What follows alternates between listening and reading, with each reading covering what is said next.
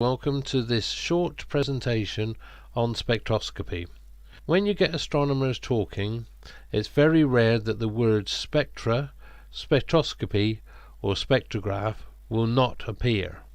This is not a surprise, as spectroscopy is one of the sharpest tools in an astronomer's toolbox when he is looking at the mysteries of the universe. Before we can talk about spectroscopy, we first have to look at light as a whole. The light that we detect with our eyes comes from our nearest star, which is the Sun. The light we see with our eyes travels the 93 million miles from the Sun to the Earth in 8 minutes and 20 seconds. The light arrives to us in little parcels of energy called photons. Now these photons all have varying energy values, and this decides their wavelength. And that's all I'm going to say on photons. If you want to research them more, then you can do at a later date. For now, all we need is that the energy contained in the photon decides its wavelength. Remember that for later. Right, the full range of light is huge. And as I said, the wavelengths vary a lot. Here is the spectrum of all light. And as you can see, it goes from very low energy waves, which are radio waves, all the way up to the high energy waves, which are gamma rays. For today's purpose, we're going to be looking at the visual light. As you can see, the visual light sits on the spectrum, which is known as the electromagnetic spectrum, just above halfway. It covers a very small part of the spectrum. As I said, the photons are little packets of energy, and they vary. And we can see this by using a very simple experiment, an experiment that you've probably did at school. And that is using a source of light and a triangular prism. If you pass the light through one side of the prism, it gets bounced around 2 or 3 times inside the prism due to the angle of the actual facets, and then it reappears the other side of the prism and you can project it onto a screen. Now as you can see, you will find a lovely rainbow effect, which stretches on one side from red to the other side, which is blue / ultraviolet. This is showing you the different values of energy in each of the photons. We can test this theory by placing the sensor of a thermometer in the red light, and it will read a temperature. If you then move the sensor to the blue or ultraviolet light, you will see that the temperature is actually higher, because the photons at that end of the spectrum are carrying a higher energy, whereas in the red it's a lower energy, hence the lower temperature. By performing this experiment you are in good company. Isaac Newton himself used to use this system to split the light into its constituent parts. So a quick recap so far. The low energy photons with long wavelengths sit at the red end of the visual light spectrum, whereas the high energy photons sit at the blue end with their shorter wavelengths, and all the wavelengths in between give us the different colours of the rainbow. Also, visual light is only a very small part of the whole of the electromagnetic spectrum and sits halfway along. So back to our original questions. First, what is a spectrograph? A spectrograph is an instrument that separates the light from a star or any other light source into its constituent colours or wavelengths. So it's a bit like the prism we mentioned in the experiment earlier, but gives us the spectrum in a far greater detail. Question 2. What is spectroscopy? Stellar spectroscopy is the analysis of the lines in the spectra of stars and is by far an astronomer's most important tool for investigating the physical nature of stars. So a spectrograph will give us the spectra of a star, but in far greater detail, in the form of little lines. And the study of these lines in the spectrum will tell us a lot about the star and its environment. So what can we see in this extra detail? We can see the radial velocities of stars, that is, motion of the star towards or away from Earth. We can calculate relative masses, orbital periods, and orbit sizes of stars in a binary system. We can measure temperatures, atmospheric densities, and surface gravities of stars. Also deduce magnetic fields and their strengths on stars. We can glean the chemical composition of stars, what atoms are present and in what states they exist. We can also watch the sunspot cycles, or should we call that star spot cycles. In that list I mentioned surface gravities of stars and also magnetic fields and their strengths on stars. Well, I'm not going to go into these because I consider this more advanced spectroscopy, and you have to use methods like the Zeeman effects and the Stark effects, so we'll leave that for another day. So back to these lines in the spectrum that give us all this information. The lines we see in the spectrum appear either dark or very bright. The dark lines are called absorption lines, while the bright lines are called emission lines. For our purposes, and to make it easier for me, I'm just going to talk about the dark lines that we see, the absorption lines. So what are absorption lines, and how do they get there? Well, to explain this, I must rewind the clock on the life cycle of the photon.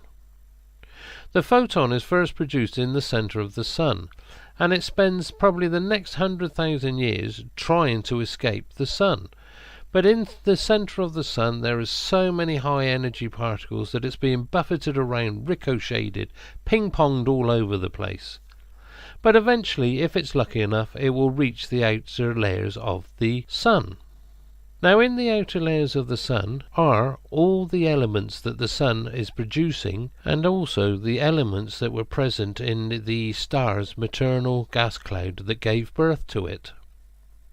Remember I said each photon carries an energy level, which in turn determines its wavelength. Different energy levels, different wavelengths. Now the elements in the outer layers of the Sun are in a state we call ionized. This is where, when an element is exposed to high energy levels and heat, the energy levels and the heat will actually start to strip away electrons from the atom. For example, let's have a look at iron atoms. If an iron atom is in an ionized state, it will carry an energy. So again, it will have its own wavelength.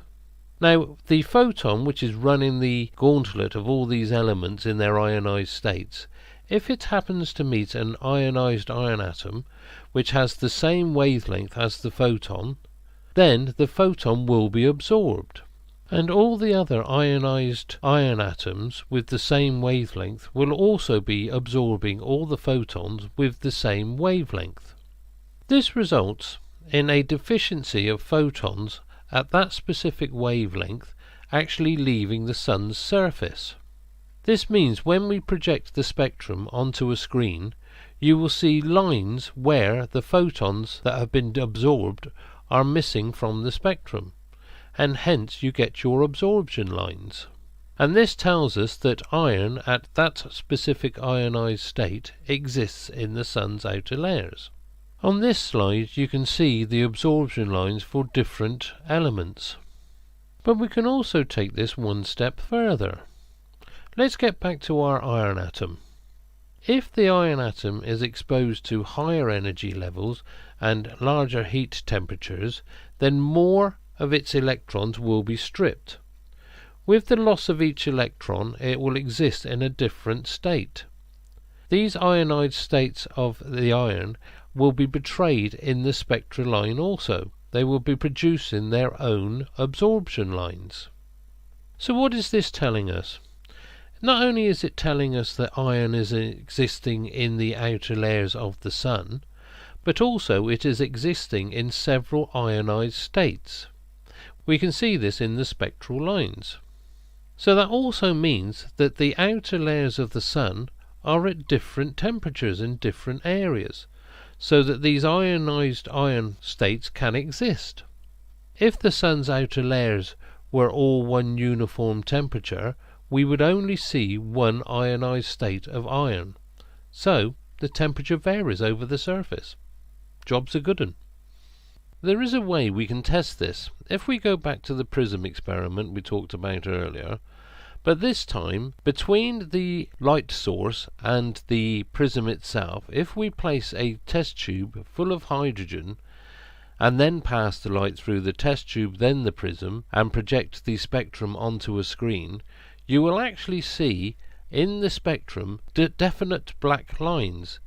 This is the spectral fingerprint of hydrogen. These element fingerprints in the spectra of the stars tells us so much about the star and its environment and where it actually came from. But I also mentioned that we can actually detect movement by again looking at the absorption lines in the spectra. We do this by using a method which is the light equivalent of the Doppler shift. Now the Doppler shift we've all experienced. It's when an emergency vehicle is coming towards you with its siren going. As it moves towards you, the pitch gets higher and higher. But as soon as it passes you, the pitch gets lower and lower. This is because as the vehicle comes towards you, the sound waves are actually compressed, increasing their frequency. But as it passes you, the sound waves become stretched, giving them a lower frequency, so the tone drops. Well, light acts in exactly the same way. If a bright object is moving towards you, the light waves actually get squeezed, increasing their frequency, which means the whole shift is towards the blue. If an object is moving away from us, the light waves actually get stretched, and the spectrum moves towards the red. This is called the red/blue shift, and it tells us which direction an object is moving, away or towards us. So what do I mean about red shift and blue shift? It means that when we look at the absorption lines in the spectra, if an object is moving towards us, the whole of the absorption lines will move towards the blue end of the spectrum. If it is moving away from us, the absorption lines will slip towards the red, and this indicates which direction it is moving in comparison to us. But this can be taken one step further. We can also, using exactly the same technique of the red shift and the blue shift, detect small wobbles in the stars themselves. Also, it will tell us if a star has a companion, and by watching their separate orbits, by using the red and blue shift, we can determine their size, their orbital lengths, and their masses. And all this can be discerned from the red and blue shift of the stars. Sunspots will be betrayed by the effects they have on the surface of the star themselves, and by looking at the elements and the states of ionization they are existing in. Also, spectroscopy can be turned towards nebulae and galaxies, again looking at the interstellar medium between all the stars, telling us how old the galaxy and all the elements that exist within the interstellar medium. And all this just from looking at a few black lines on a spectrum of a star. Well, I hope this makes it a little bit simpler for you if you didn't know anything about spectra. And keep an eye out for more of these jargon busters. Hopefully there'll be a few more on their way. Remember, you will find us on Monday nights at 8 PM UK time. Come and join the panel, and if you have any questions, drop them in the chat and we'll answer what we can. So I hope to see you soon there. Just before you go, just one more amazing wow fact.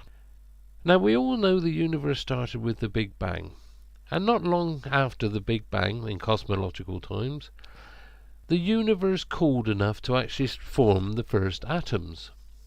The first elements formed were hydrogen at 73%, followed by helium at 25%, and a tiny splattering of other elements.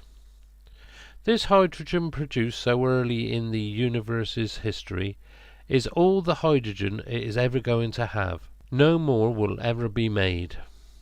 Now, our bodies are made up between 55 and 75% water. Now, water is 2 hydrogen atoms connected to 1 oxygen atom. So just think about it. The atoms that are going to make up your body, some of them are almost as old as the universe itself. Isn't that amazing? It's a bit of a wow factor, that. Anyway, we'll hope to see you Monday nights. Everybody please take care, and I'll speak to you soon. Bye for now.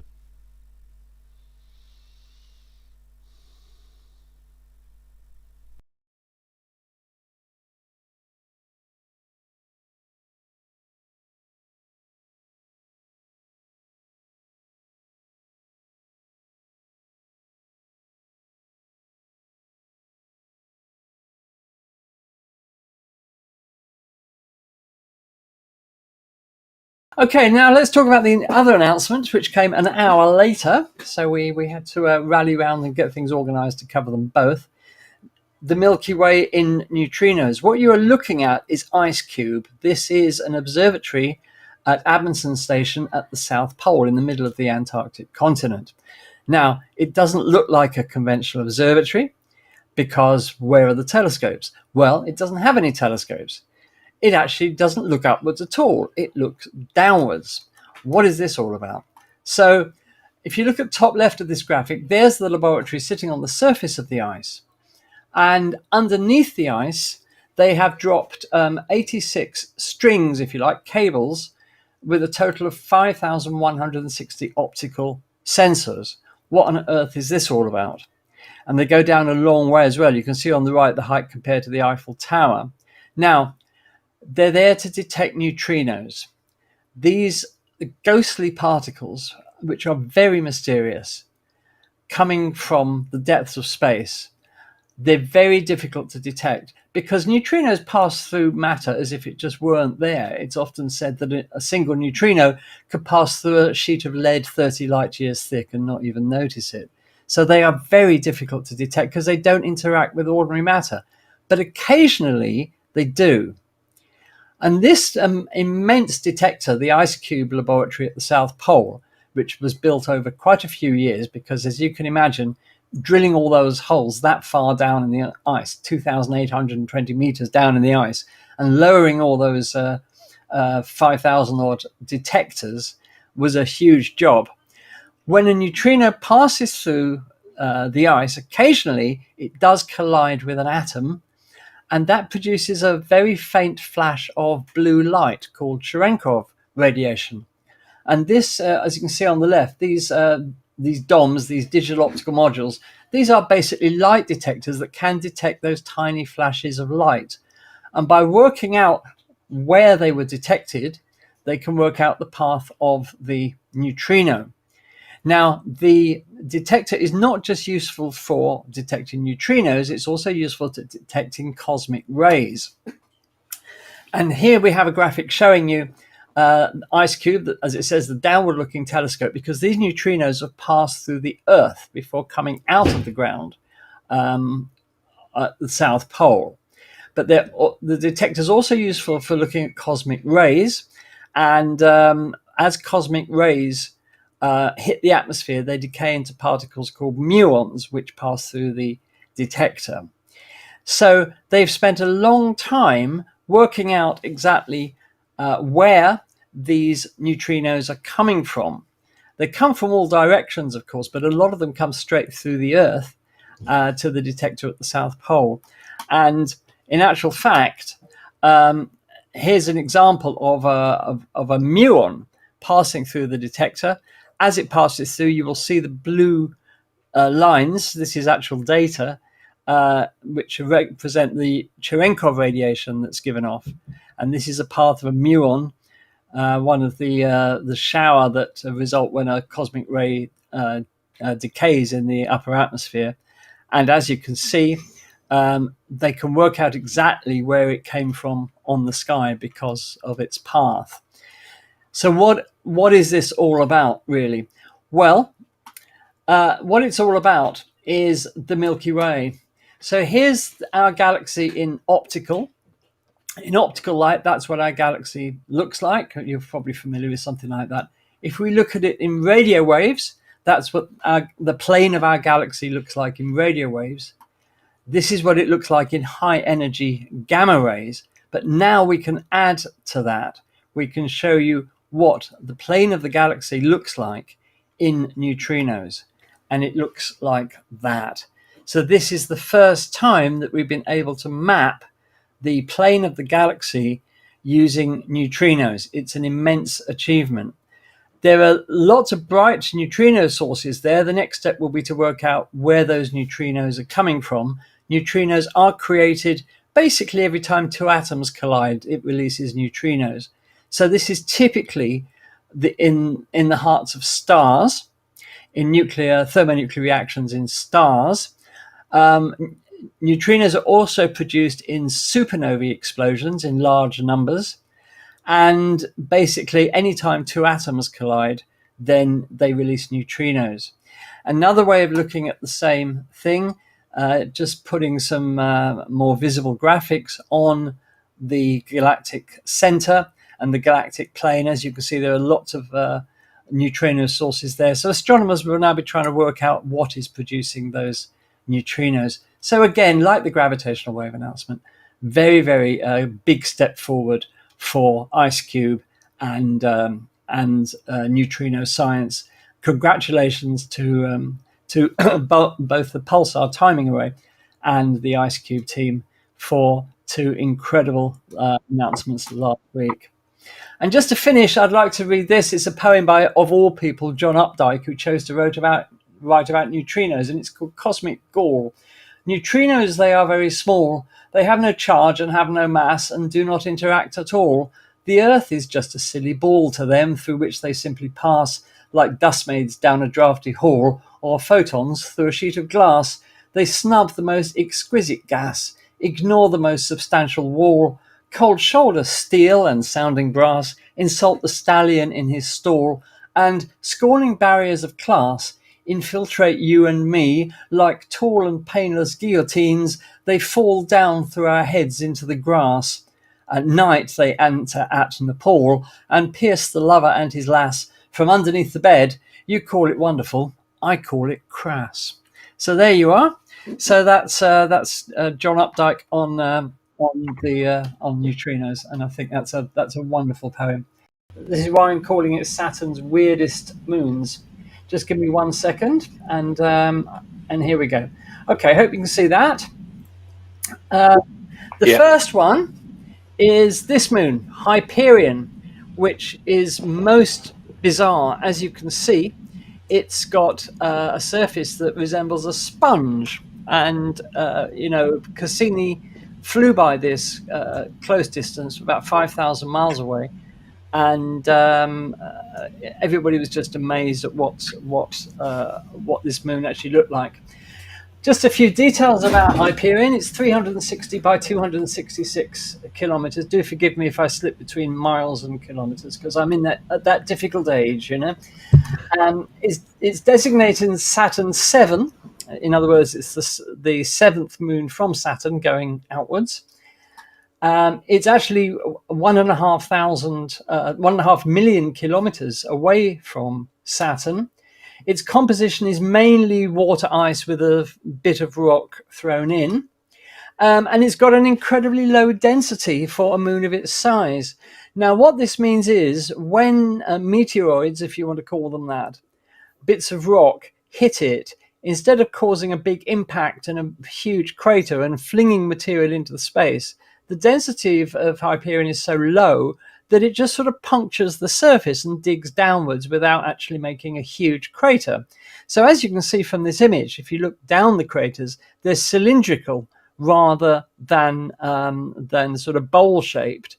And this is put down to the low density of the material that allows any incoming rock just to go straight in. As I said, Cassini imaged Hyperion 3 times. The first in September 2005 and the last in May 2015. But Cassini's orbit did not allow it to approach Hyperion any more regularly than that. Only 3 times it managed to fly past the moon. There's a photo from another flyby of Hyperion. The bottom of the craters is a very dark reddish material, similar to the material that we find on some of the other moons like Iapetus, and that's why the crater bottoms appear dark. Complex organics are found in this material on some of the other moons. So it's to be assumed it's virtually the same here. And speaking of Iapetus, I mean, Iapetus is a weird body. Iapetus, those of you of a certain age may remember that in the book 2001: A Space Odyssey, it actually took place at Saturn rather than Jupiter in the book. In the film, it was Jupiter, but the special effects team couldn't come up with a realistic method in those days, back in the mid-60s, of representing Saturn's rings. So they moved the location of the final act of the film to Jupiter. But in the book, it was Saturn, and Iapetus is featured in the book because Arthur C. Clarke, who wrote the book, being a man of astronomy, he knew exactly what was odd about Iapetus, and what's been known for a very long time is that Iapetus is dark on one hemisphere, very dark, and very bright on the other hemisphere.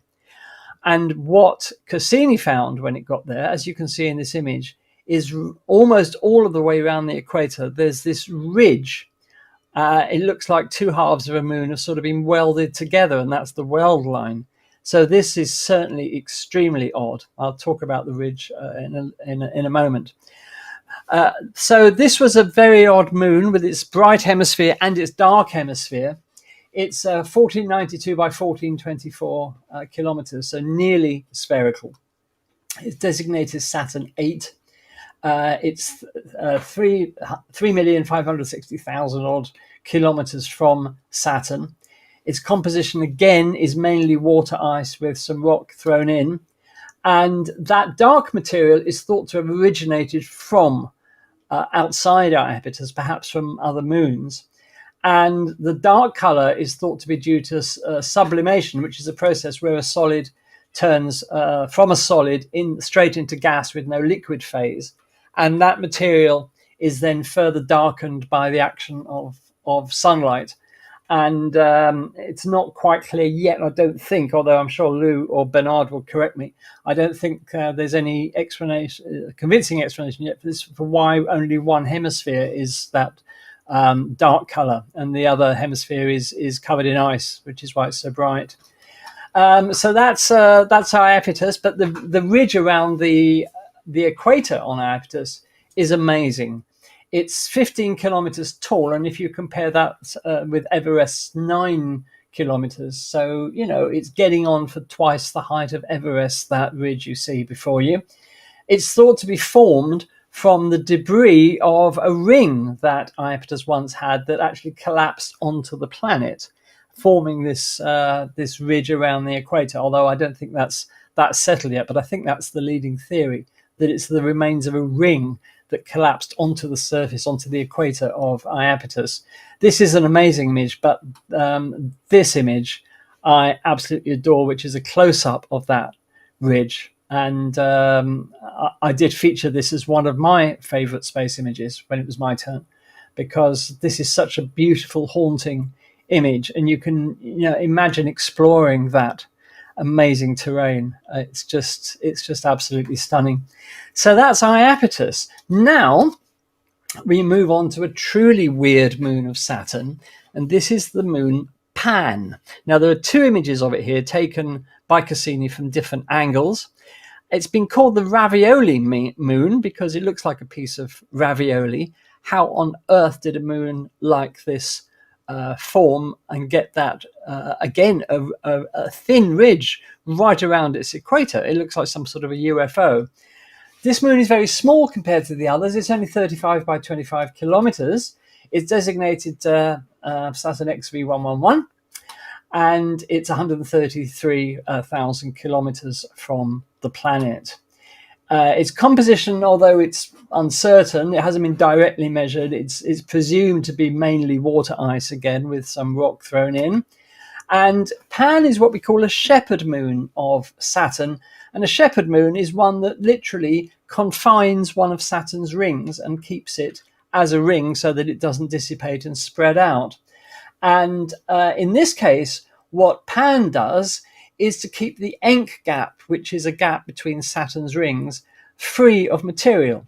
So it's sweeping up material from the Encke gap all the time. And it's this material that it's swept up, which is thought to fall on its surface and form this equatorial ring over time, over a long time. So it's literally because the moon is acting as a sort of hoover, if you like. It's hoovering up this material, which settles on its equator and forms this incredible ridge around it. Now, just so you know where we are, these are Saturn's rings, and you can see towards the right, there's the Encke gap. So we've got several gaps in Saturn's rings. We've got the Huygens gap. We've got the famous Cassini division, which was first seen by Galileo. We've got the Encke gap, and we've got the smaller Keeler gap. And Pan actually patrols, if you like, within the Encke gap, sweeping up any material that has entered it from the rings. And here's an image taken by Cassini of Pan actually in the Encke gap. So that's a beautiful image of that little moon actually in the middle of the Encke gap there, which I think is an amazing image. We move on now to our last moon of this evening, Atlas. Now, Atlas is another moon that similarly has a ridge around it. This, I think, is an amazing image because basically you're seeing a mountain on the top of the moon with this weird ridge around its equator. And Atlas is, getting on for the same size as Pan, 40 by 35 by 18.6 kilometers. It's designated Saturn XV. It's 137,000 kilometers from the planet. Again, it's thought mainly to be water ice.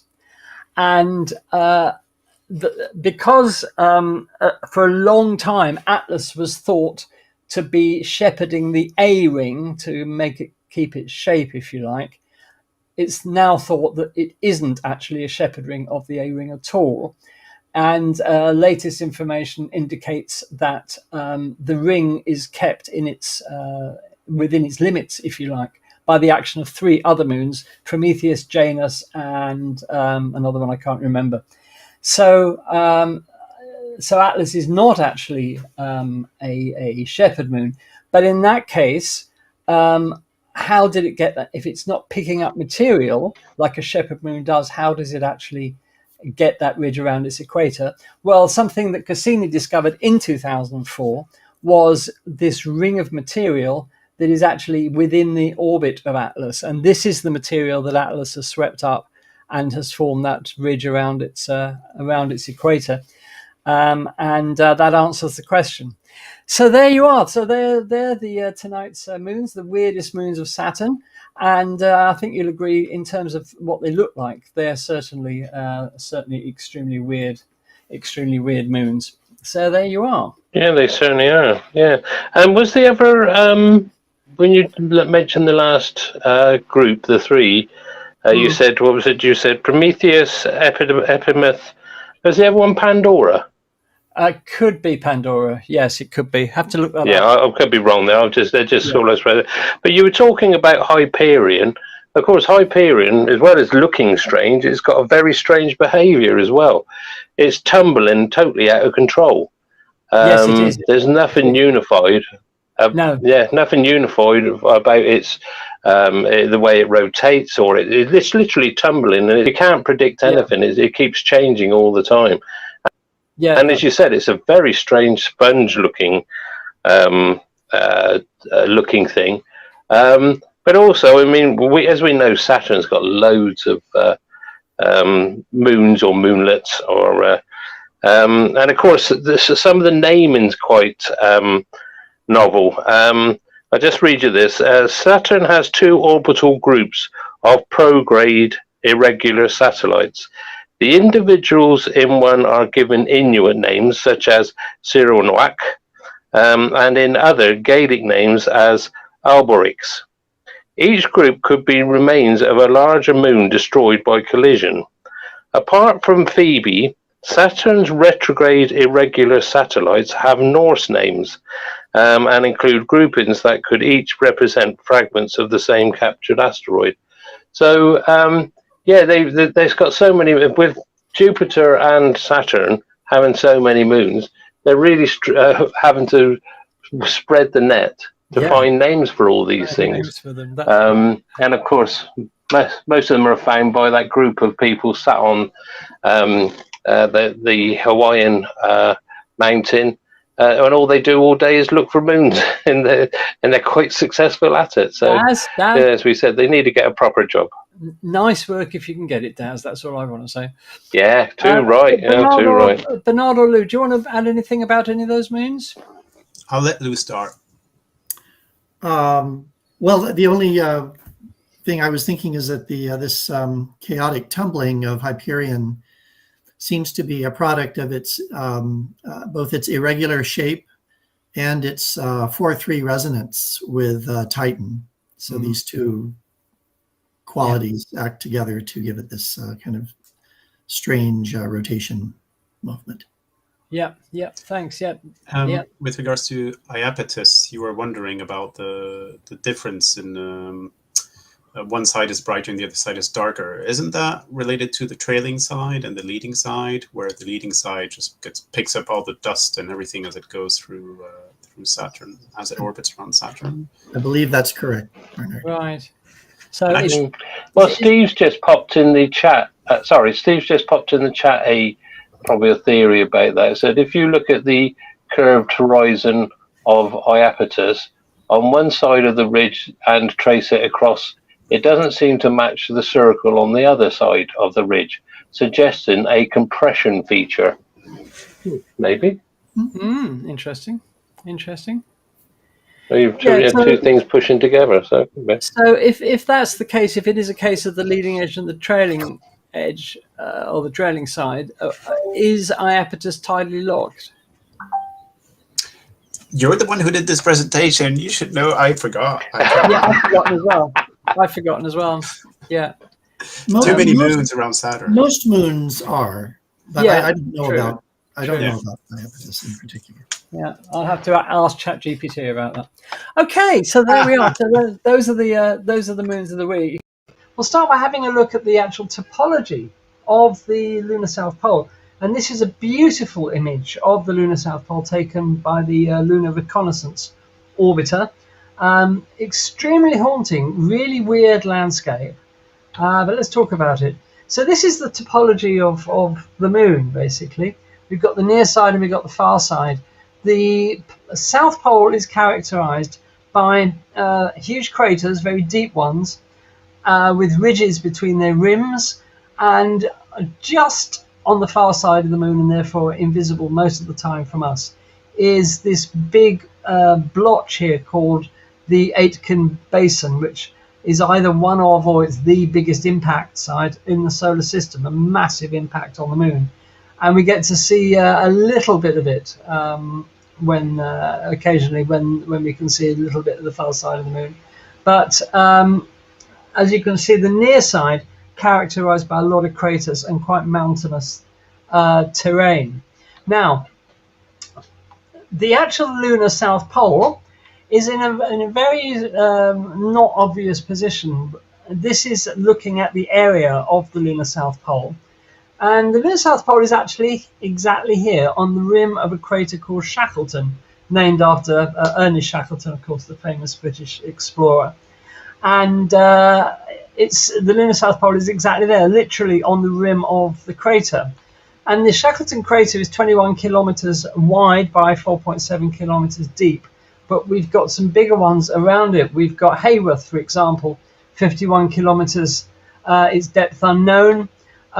We've got Shoemaker, named after, of course, the famous scientist Eugene Shoemaker, and 50 kilometers wide by 2.5 kilometers deep. Faustini, 39 kilometers wide, depth unknown. De Gerlache, 32 kilometers wide and depth unknown. So you've got some pretty wide craters here, and some very deep ones. And you can see the ridges here between the craters, and making the whole landscape look really sort of mountainous and big.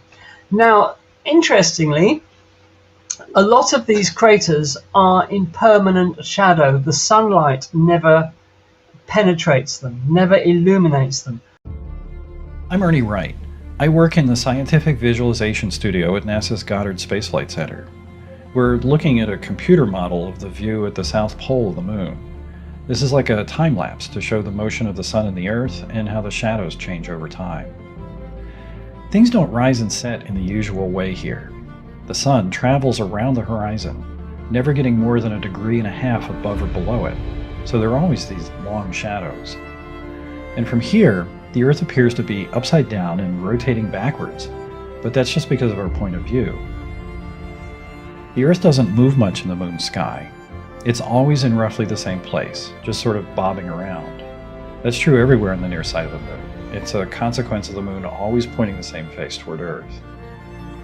It takes about a month for the sun to make a complete circuit around the horizon, and every so often, it'll pass behind the Earth, creating an eclipse. I've slowed down time here a little so that it's easier to see. On Earth, that would be a total lunar eclipse, the moon passing through the shadow cast by the Earth. But if you're standing on the moon, it's an eclipse of the sun. The terrain at the South Pole is especially rugged. The rim of Shackleton craters in the foreground here, and the mountain off on the horizon, unofficially known as Mons Malapert. It's about 85 miles away. Shackleton crater is about 13 miles wide. Not quite as wide as the Grand Canyon, but it's twice as deep. Sunlight never reaches the crater floor, so temperatures there are around 300 degrees below 0 Fahrenheit. This model of the terrain is made possible by Lunar Reconnaissance Orbiter, which has been mapping the surface of the moon from lunar orbit since 2009. LRO's maps will be incredibly important for exploring the moon and locating water and other resources there.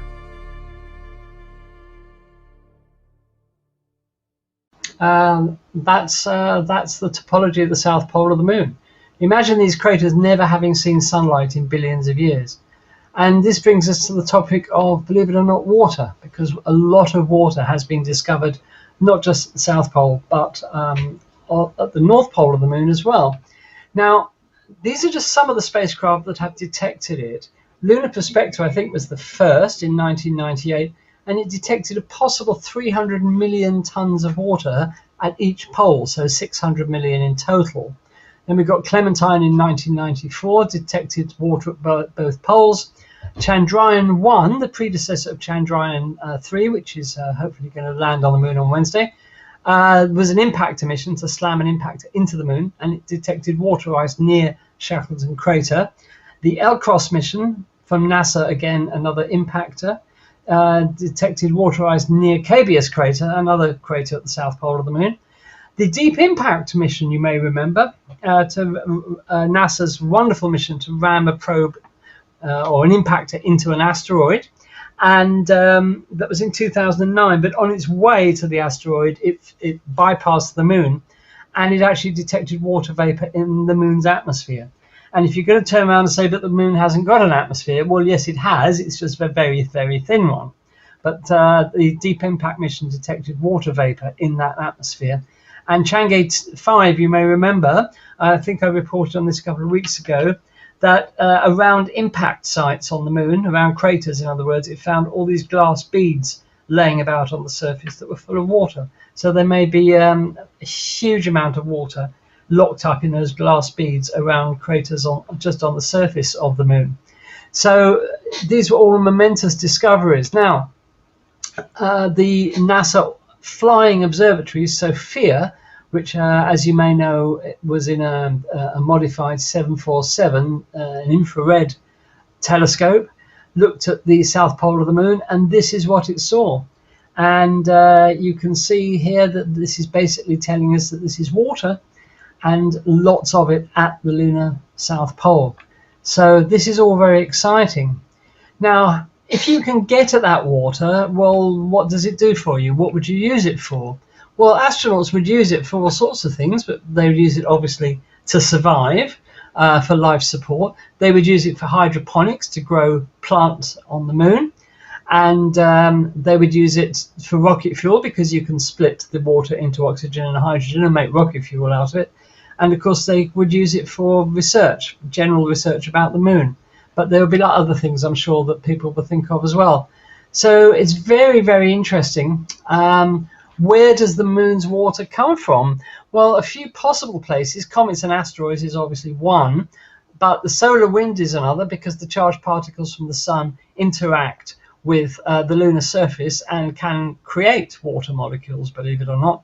And it can also be from the Earth itself, because don't forget, we believe that the moon was formed after a Mars-sized body collided with the Earth early in its history, and a huge amount of the Earth's crust was thrown into space and then coalesced quite quickly, as it turns out, to form the moon. Well, the water could have come from the Earth in that way. We don't know, basically, is the answer. But then again, we don't really know where Earth's water came from in the first place. So there we are. So that's a bit uncertain at the moment. So a few possible origins for that water from the moon, but I think a lot of it primarily will come from comets and asteroids. Now, how do we get there? Well, actually, as Luna 25 found out this week, landing on the moon's south pole, or the north pole, come to that, is not easy. But actually, landing on the moon generally is not easy. 50% of all attempted landings on the moon have failed, and you may know that that's exactly the same failure rate as Mars, funnily enough, in a weird cosmic coincidence. So what you have to do, you have to put your spacecraft into a normal, inverted commas, orbit around the moon, a non-polar orbit, and then over time slowly change its orbit so that it becomes a polar orbit. Sounds easy, but actually it's quite complicated. And the loss of Luna 25 appears to have occurred during this crucial phase of changing the orbit into a polar orbit, ready for landing. We don't know exactly, but it looks like that's what happened. So it's not easy. But if everything goes well, this is the place on the moon in late 2025 where NASA will land. And it's been chosen in close proximity to Shackleton Crater, which, as we saw, has got lots of water in it. So hopefully astronauts will descend on SpaceX's lunar Starship towards the moon's south pole and land on this sort of mountainous region here, which is called Malapert Massif. It's thought to be actually part of the rim of the Aitken Basin, that massive impact crater basin that is mainly on the far side of the moon. But the Malapert Massif is thought to be part of it. And hopefully in 2025, this is where NASA will land. Assuming that everything goes well, they want to get at the water. So how do we actually extract ice and water from the moon? Well, you've got a number of different options for getting it out. You can scoop it with a robotic arm, but it turns out that's not very efficient and certainly not energy efficient.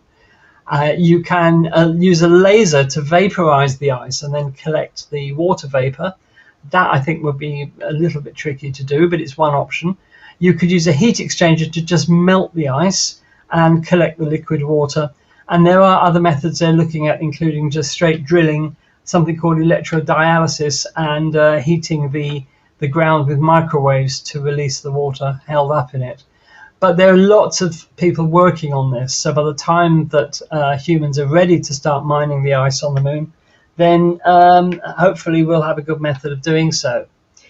And lastly, talking about the race to the South Pole, well, we've got all sorts of countries involved in this. India, of course, Chandrayaan-3 is going to land on Wednesday, all being well. Fingers crossed. Hope it goes well, India, because God knows you need a success. They're also looking forward to the future, to Chandrayaan-8. I don't know why the numbering has changed so much, but it's scheduled to launch in 2025. And like Chandrayaan-3, it will consist of an orbiter and a lander and a rover. And they're going to conduct a detailed study of the lunar South Pole, including the search for water, ice, and other resources. The USA has got the Artemis project, and it's all mapped out. Artemis 2, an uncrewed mission to fly round the moon, much like Apollo 8 did in the days of Apollo in 1968. Artemis 3 will be the first mission to actually land people on the moon, the first woman and the first person of color. Artemis 4 is going to deliver the Lunar Gateway. This is a space station that's going to orbit the moon and be used as a staging post for future Artemis missions. Artemis 5, that's going to launch in 2027, and they're going to stay on the moon for a much longer period to carry out experiments and collect more samples. And we've got Artemis 6 in 2028, delivering a habitat module to the Gateway. Artemis 7 launching in 2029, where the astronauts will stay on the moon for even longer to do valuable scientific work and collect and analyze more samples. China has got the Chang'e 7 mission scheduled to launch in 2026, consisting of an orbiter, lander and rover, and a small flying detector. Not quite sure what it's going to be detecting, but I suspect it's ice. And again, it's exploring the lunar South Pole for evidence of water ice and other resources. Chang'e 8 in 2028. This is going to actually try to extract water from the lunar surface using what's called, and it's a whole acronym, ISRU, which stands for In Situ Resource Utilization. Why can't they just say mining, for God's sake? Because that's what it is. Chang'e 9 in 2030, and they're going to land astronauts. China's going to land astronauts on the moon near the lunar South Pole. And beyond 2030, China is in partnership with Russia to develop the International Lunar Research Station, a permanent base at the South Pole of the moon. And actually, there are quite a few Western companies already helping China get this thing ready. So it's definitely a goer, although Russia's role in it is a bit in question now, especially after the Luna 25 loss this week. So we'll have to see what happens there. And of course, we'll keep you posted. Others, Japan is planning to launch a mission to the lunar South Pole in the 2020s. It's called SLIM. This is a much nicer acronym, Smart Lander for Investigating the Moon, which I like. That's short and sweet and to the point. South Korea are planning to launch a mission to the lunar South Pole in the 2030s. That's a little more of an unpronounceable acronym. It's KPLO, KPLO, the Korea Pathfinder Lunar Orbiter. UAE, the United Arab Emirates, is planning to launch a mission to the lunar South Pole in the 2020s. That's called Hope Probe, because their Martian mission is also called Hope, of course. India and Japan have a plan to develop a mission called the Lunar Polar Exploration to explore the poles on the far side that we can't see directly from the Earth, launching before 2026. So that's a nice international collaboration. Just a word about legalities of all this. The Outer Space Treaty, signed by all sparing nations in 1967, specifically says outer space, including the moon and other celestial bodies, is not subject to national appropriation by claim of sovereignty, by means of use or occupation, or by any other means. Basically, it means no country can claim all or part of the moon, that it's there for the benefit of all humans. So China, for example, couldn't set up a lunar base and then claim territory on the moon. This has never, as Daz and I was saying earlier, this has never really been tested. It's still in force, the Outer Space Treaty, but whether it would actually work in a court of law now, or we don't know what would happen.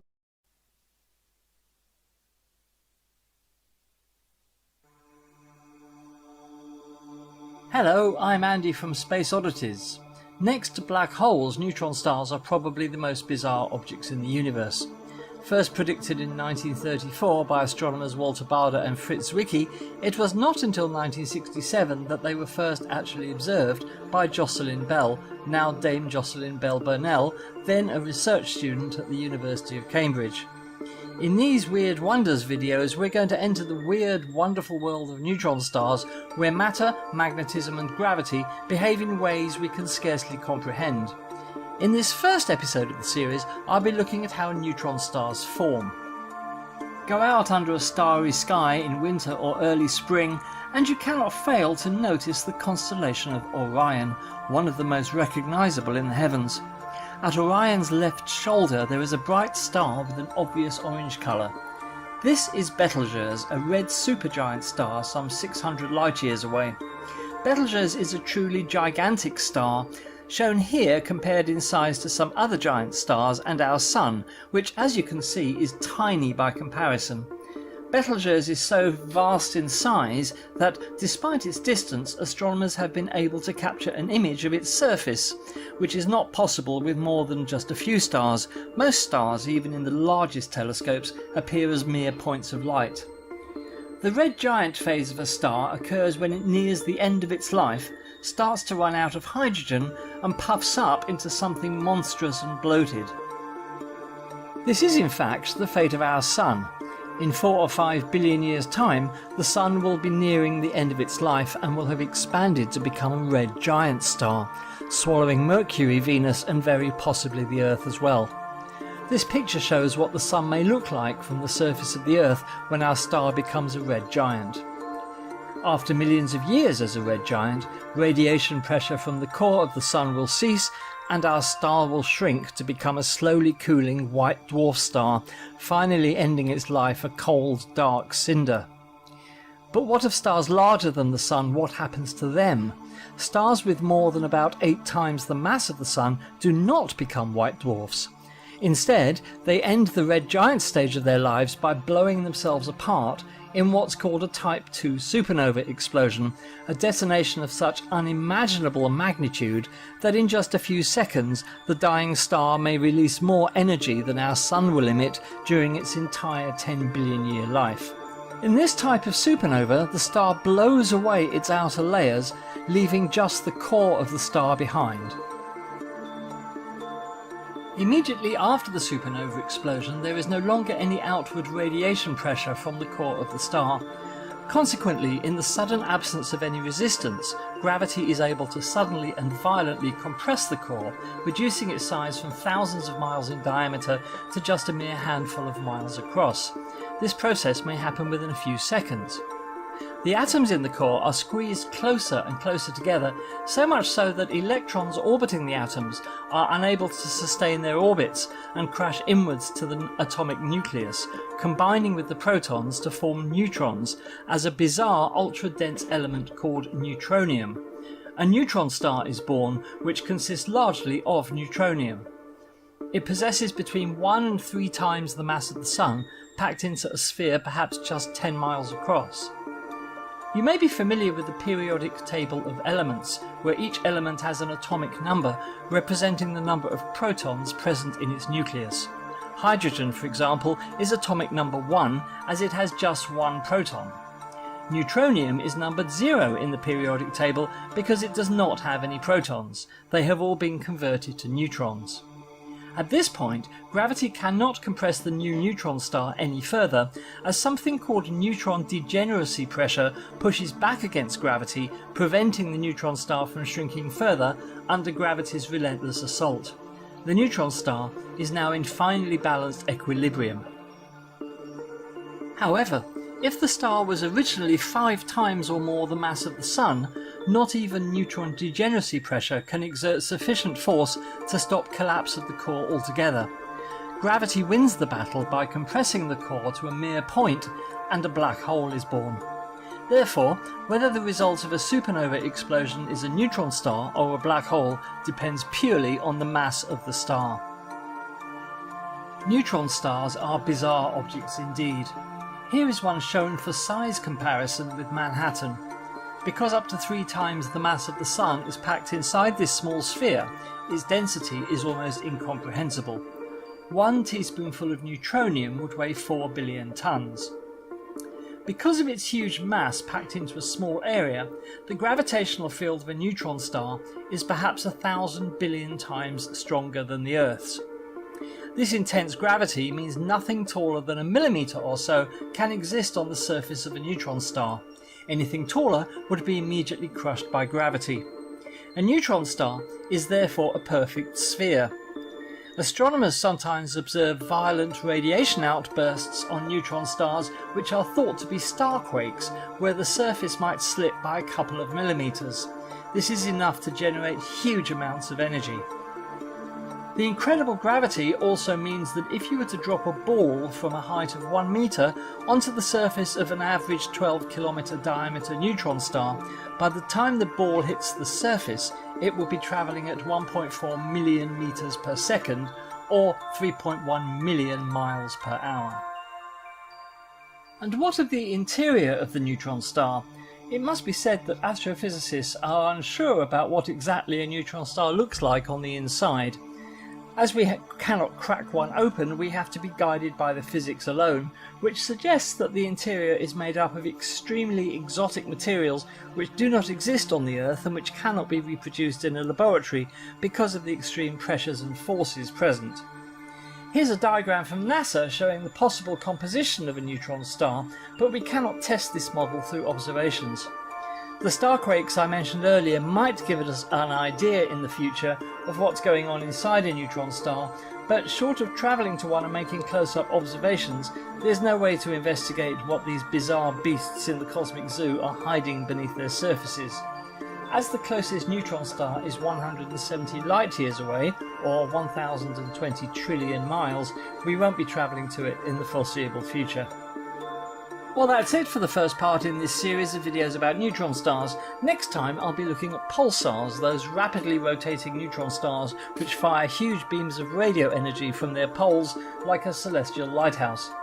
I do hope you enjoyed this video, and if you have any questions or observations, please don't hesitate to post them in the comments. We hope you can join us, the Space Oddities, on Mondays here on this channel at 8 PM UK time for astronomy news, chat and discussion from our resident panel of experts. We also hope that you'll subscribe to our channel, like our videos and tell all your friends, co-workers and families about us. Well, from me, Andy, until next time, goodbye.